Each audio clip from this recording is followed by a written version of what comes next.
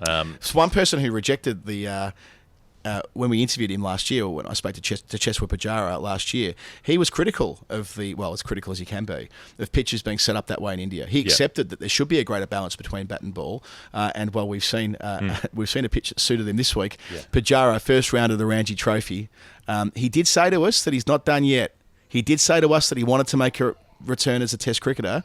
243 not out for Saurashtra in their first game of the new season, Jeff. His 17th double in first-class cricket. He's 8th in the Ranji Trophy. He does turn 36 in a couple of weeks.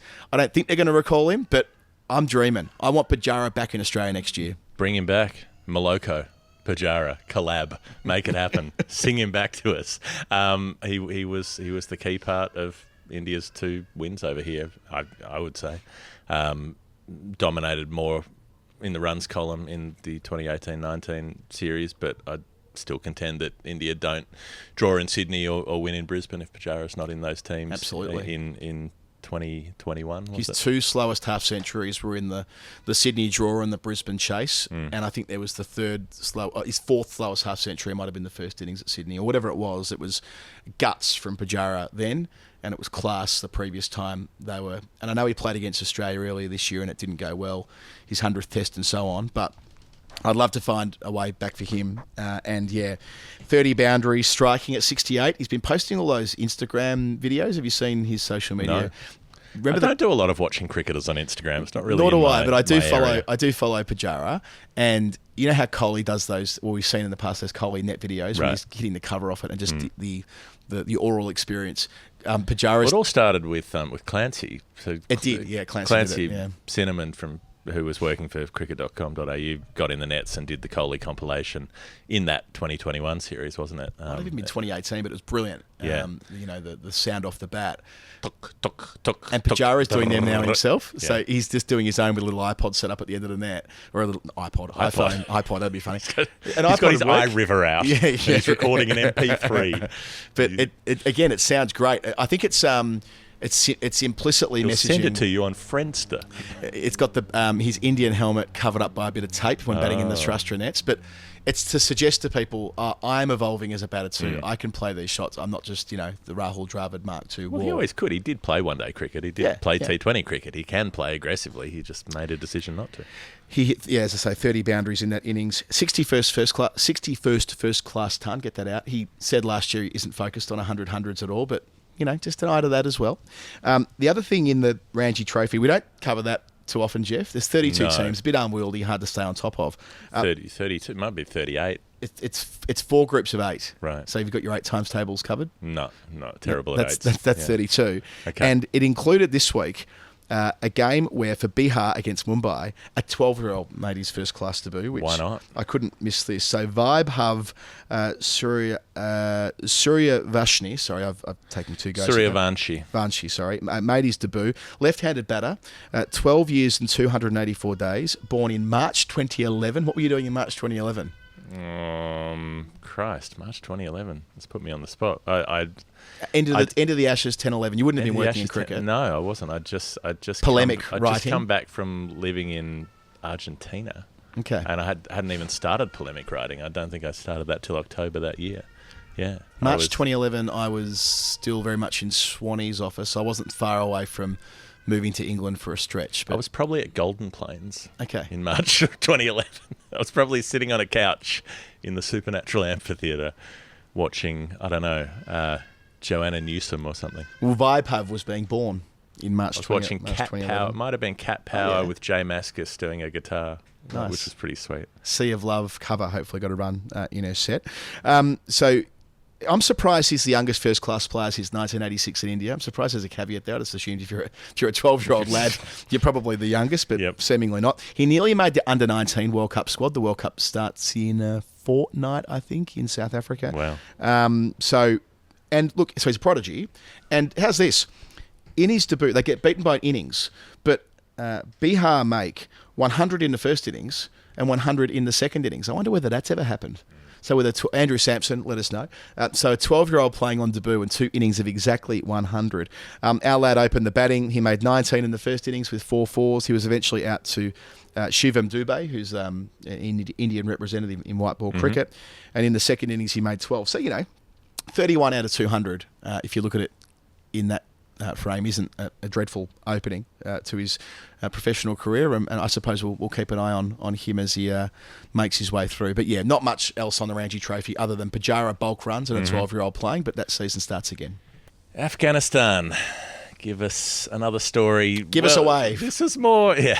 Hey, Afghanistan, give us a wave. Hey, Daryl, give us a wave. Yeah. Very Bay 13 behaviour.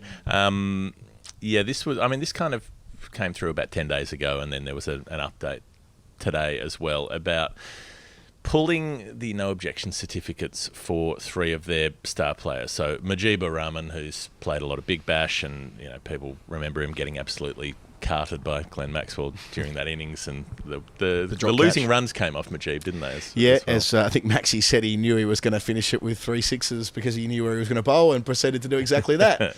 Very, very Maxwellian kind of comment. Right. Fazal Haq Farooqi, who bowled those excellent Yorkers and got sent home from the Big Bash for reasons as yet undisclosed, and Naveen Ul-Haq, who's been terrific with the ball as well. So 3 of their three of the players that the T20 franchise circuit wants. Those 3 players went to the Afghanistan Cricket Board, which is the ACB, which does get a bit confusing if you spend a lot of time with Daniel Brettig, who's always talking about the old Australian Cricket Board, which was the ACB. And now a couple of times in our Hockley interview before he clarified, he said the ACB. As I heard him say it, people will hear this as something else. It's CA, which is now different. It'd be weird. It'd be like if you changed your name and then someone else came along and adopted your previous name, and were like, "Hello, I am now Gordon Sumner." Yeah, exactly. Anyway, they go to the board and say, "Well, we're not going to take a national contract this year because we want to play a bunch of T20 franchise cricket, and we'll make ourselves available for Afghanistan cricket as and when." Look, you're probably not getting paid absolute squillions on your Afghanistan national contract, I'm tipping, even though their revenue will go up with the distributions as of this year. So there'll be more money to spend, but you can make more going and playing in the IL T20 or whatever it is. And if you're not familiar with the way that this kind of player admin works, boards have to give a no objection certificate to a currently contracted player in order to let them play in a domestic professional league somewhere else, and they also hold NOC power for 2 years after a player's been nationally contracted. That's how the ICC rules work. Sometimes the ICC chooses to apply its rules. Not in the case of Afghanistan not having a women's program. They don't choose to apply that particular rule, but they did allow Afghanistan to apply the 2-year NOC rule. So Afghanistan, the board said, well, you're not going to get an NOC for anything, and we've cancelled your national contracts, so you've got no money, and you can't play for anyone else. Which you would think, in a sort of trade union sense, you could argue that as restraint of trade and extortion and blackmail, like had them over a barrel basically. And we're prepared to play really hardball with those players to push them back into line, which is what has happened now. The official line from the ACB is that the players of their own accord came to the ACB and suggested that perhaps they would like to take a national contract after all, and that perhaps they'd like to take it on reduced terms, so be paid Would even you like less. to do things the hard way or the easy way? So getting paid even less than they were getting paid in the first place when they didn't want the contracts, and that they will have limited NOCs. They'll be allowed to play a couple of T20 leagues. But it's all pretty mafia, Adam. This kind of so the ACB boss said, we hope that they avoid making similar inconveniences in the future, which is very nice place you got here kind of energy. And they also threatened stricter action against anyone else who makes a similar move at any stage. So this is all pretty yuck.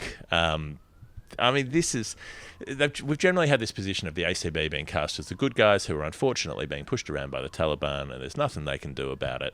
The Taliban appoint the ACB. It's not to say that the ACB officials are sort of signed up members of the Taliban, but they're approved. Haven't got a party membership of the Taliban. Yeah, they might not be carrying the membership card, but they're approved by the Taliban to be allowed to run that organisation. That happened. There was a clean out of previous staff, and new staff were installed, so they know that they're there at the pleasure of the Taliban. There were stories that the Taliban officials had an influence on how the World Cup squad was selected for Afghanistan, and now there's this, which is very much a smack on the back of the hand. Do not test our authority.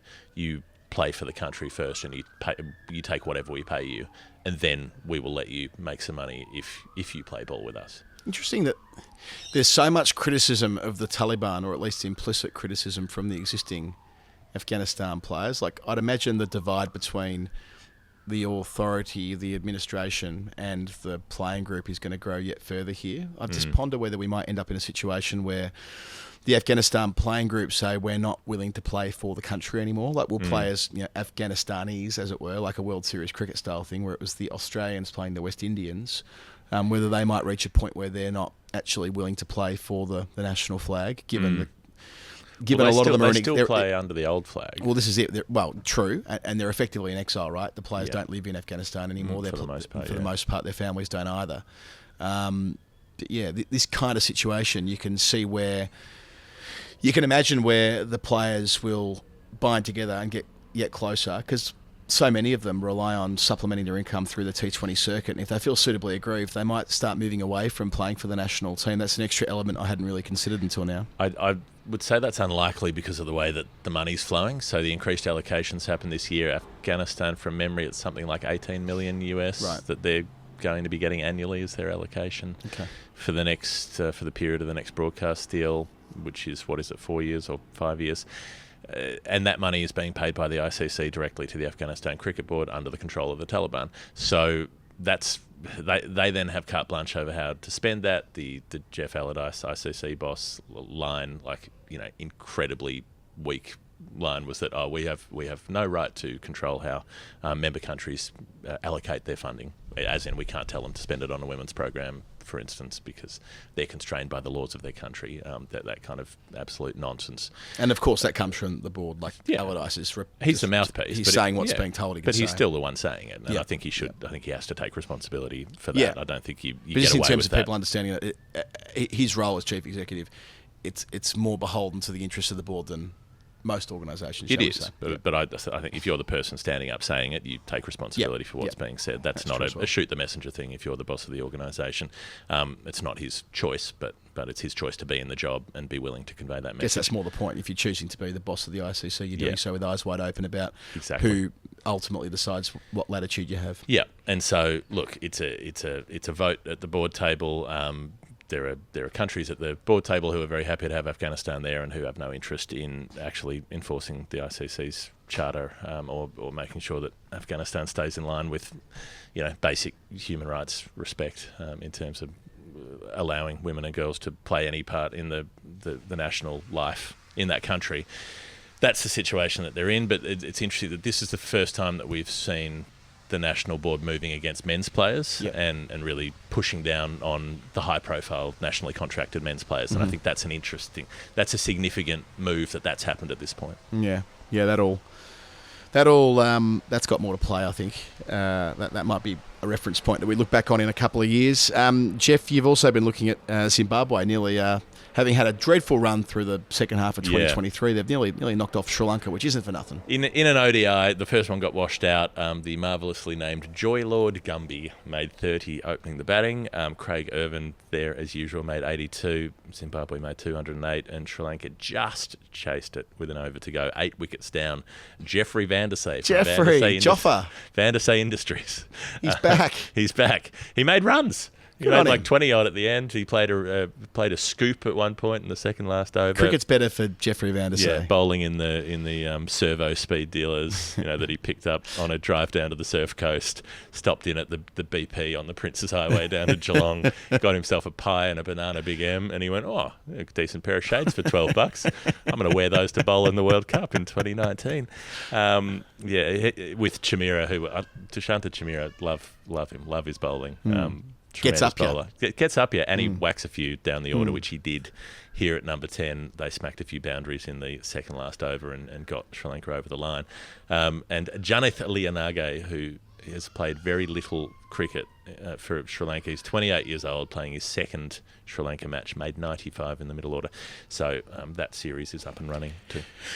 BBL, we don't tend to focus much on it. It tends to get shunted to the back of the show, and so it will continue this week. So. It is our lowest priority. Yeah, I mean, there are a few comps we have enough space to cover. The BBL isn't one of them, and that's maybe fine. the Ranji Trophy and the BBL are equal last in terms of the impossibility of covering them. And the IPL and the 100, they all seem to fall into that same boat. Yeah. But with the BBL, the biggest story of the week was one that I'm really pleased to say wasn't as sad as it could have been. Sam Harper, who cops that whack when taking throwdowns. He tried to play a lap at the MCG nets and the ball got under his helmet, and he was bleeding profusely from the neck and from the chin, and they were really, obviously, very, very worried about him. The players were distressed about the whole thing. So is Peggy, by the way. I wonder if you might be able to pick that up on the mic. She's not happy. Peggy's, I think Peggy's slamming her water bottle down, saying quite stridently, "I want food to go with this water." Yeah, I'm sure Rach is on that. She'll be hearing her cries as well. They're nothing out the ordinary. She'll be fine. Grumbling. She's had breakfast twice today already. Believe me, she had some of mine.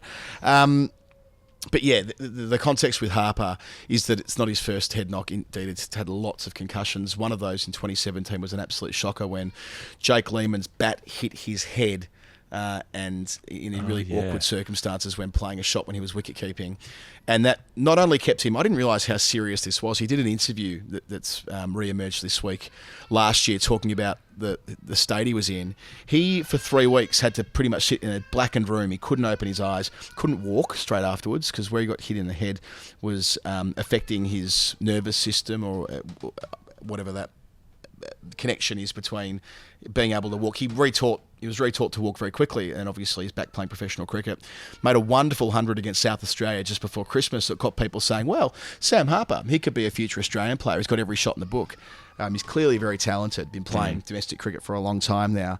But yeah, so that thankfully he's been cleared of having any fracture and cleared of having any wider muscle problems up there in the neck.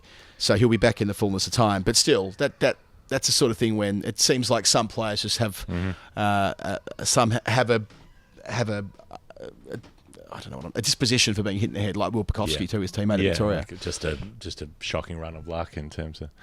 Nobody's expecting that the striker's bat is going to fly out of their hands and fly 15 metres and clobber you in the bonds. It's not what you expect. Aaron Finch has pulled the plug. He has. This was interesting because we've worked with him a lot over the World Cup, and he was like, I'm going to play one more Big Bash, going to rev myself up for one more. I think he was supposed to play the Legends League as well, and ended up getting pulled out of that by CA because he was supposed to play Big Bash, and there was some. He didn't get an NOC, did he? Something I think he was on the cusp of playing in it, right, and was flown home at very short notice. So he did play this season, but he's decided that's it.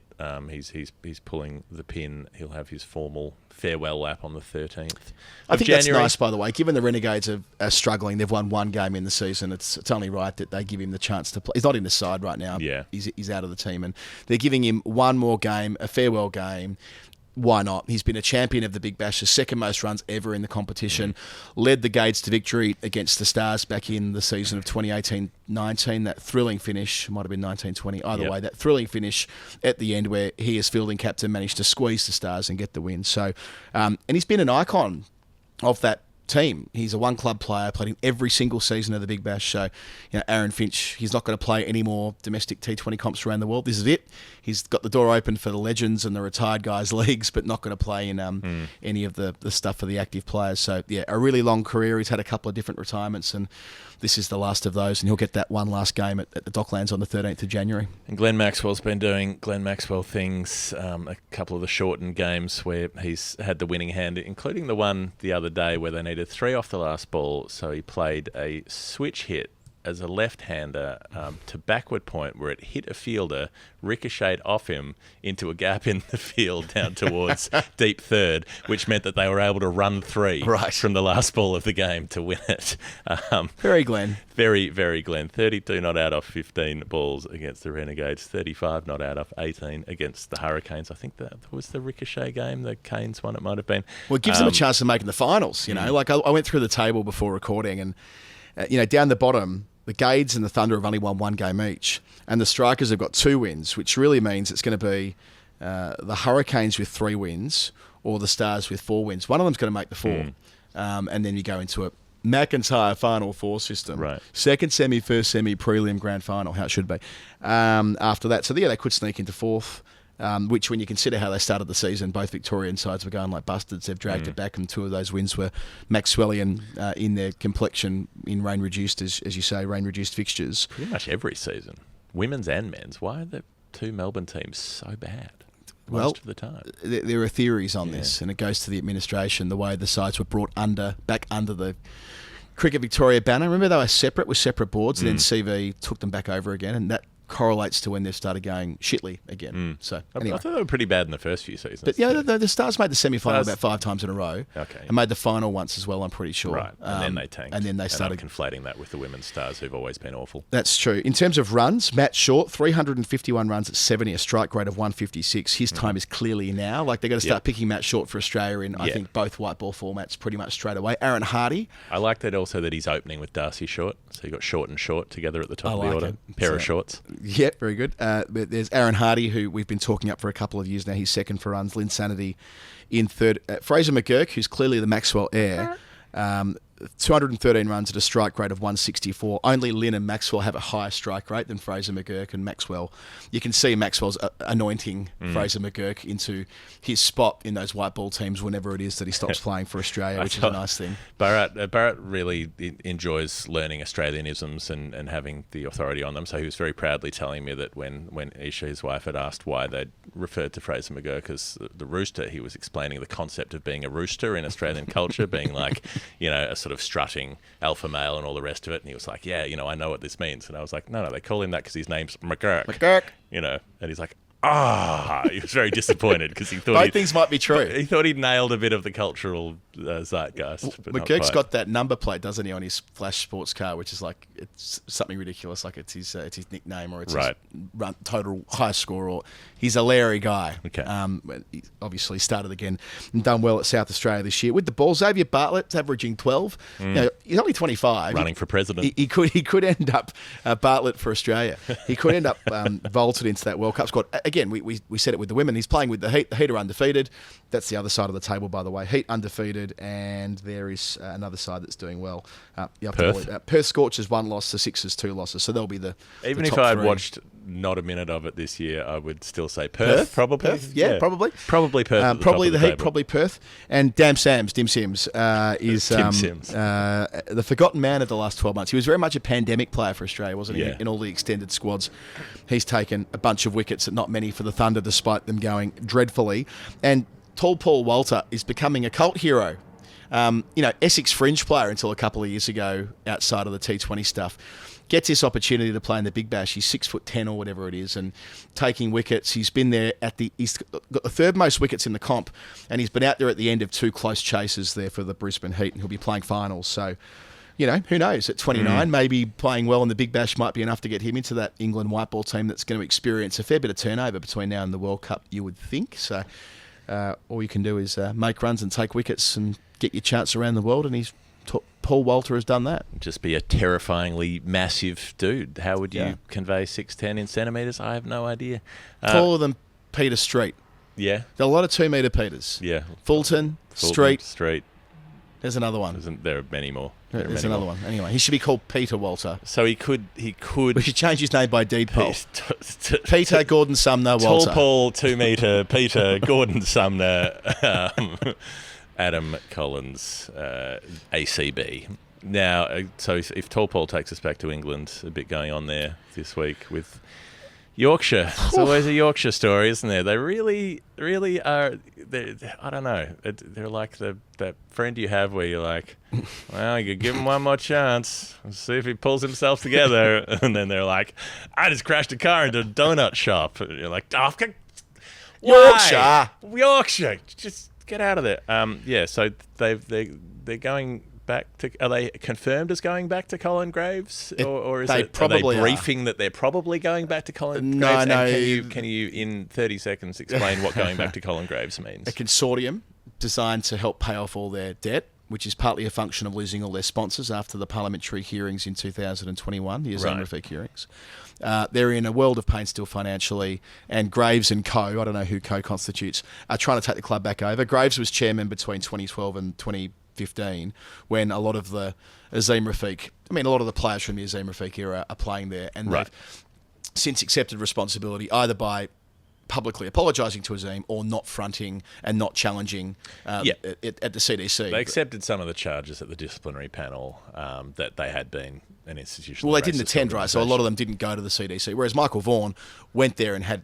You have a choice whether to contest the charge or accept the charge, and they accepted 4 of the charges. That's my point. So by not actually going and fronting the CDC, they accepted what was written on the piece of paper, and a lot of this does relate to when Graves is chairman. Graves falls. You won't be surprised to hear, Jeff, he's one of those who referred to all of this as banter, not racism, which has been something that Azim's, I think he's calling his book that, isn't it? It's not banter, it's coming out next year. Which is, and he said all of this after the hearings and after the findings had been handed down. Like the Colin Graves assessment of it was recent. He was like, he literally, after the club has accepted that they have been institutionally racist and that they allowed it to happen at the club, he comes out and says, well, I never saw or heard anything. Oh, great, you never saw or heard anything. You were the CEO, or whatever your chair position. You weren't in the dressing room most of the time.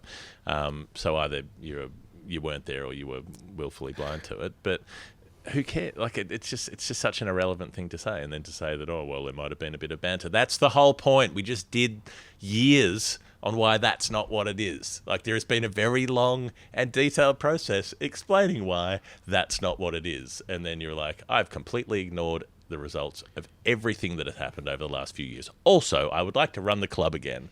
Like, fuck's sake. And after running the club, he went to run English cricket. Remember, he was the chair of the ECB after Yorkshire and until, it was the pandemic, wasn't it? 2020 when he finally finished up in that role. So back in time with Yorkshire, if the members don't reject it, they've got 3 weeks now to consider this option, and the members will ultimately vote on this, which I think is why Azim Rafiq's been out there talking this week. He described it as a complete moral failure on behalf of the game to even consider allowing Graves back to the levers of power at Yorkshire. He's calling on the sponsors to do what they did in 2021. He's saying, well, if this worked then to bring upon change, maybe it'll work again. So he's asking the sponsors to say that if Graves returns, that they will withdraw their support of the club. I'm not sure if they've completely replaced the sponsor board they had before the parliamentary hearings. Those parliamentary hearings that Graves didn't front anyway. With it, by the way, if you were a sponsor, why would you want to have your name on that? Well, I think that it's reasonable to say that at the back of what was found with Yorkshire accepting responsibility, Lord Patel, if they make that move, if they go back to their previous regime, why would you then want to stay associated? That's right, because I'm sure a lot of the work that was done behind the scenes was...